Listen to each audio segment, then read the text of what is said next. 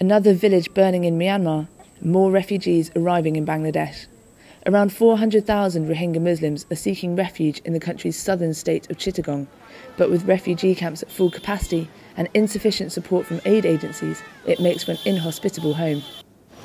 Too many Rohingya have arrived, so there is not enough room for us in the camps. We do not know where else to go, so we are sleeping on the side of the road. It is very miserable.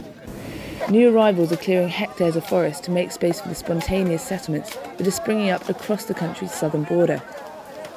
Rumours of a new camp quickly spreads among the roadside population, sparking a desperate scramble for the limited space.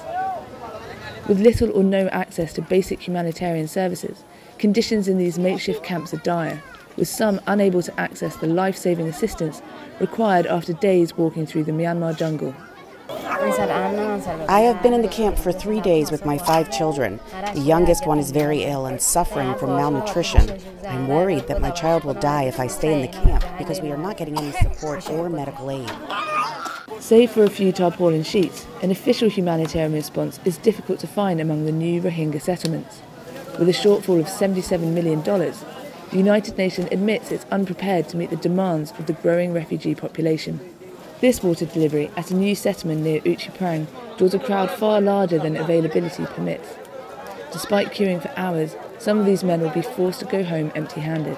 We are struggling, I believe like many other agencies, we are struggling for resources.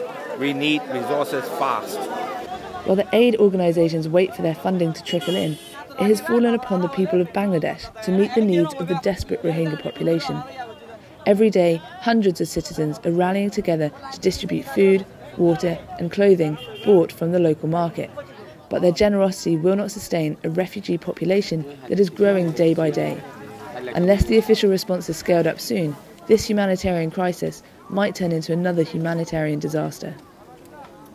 Katie Arnold for VOA News, Cox's Bazaar.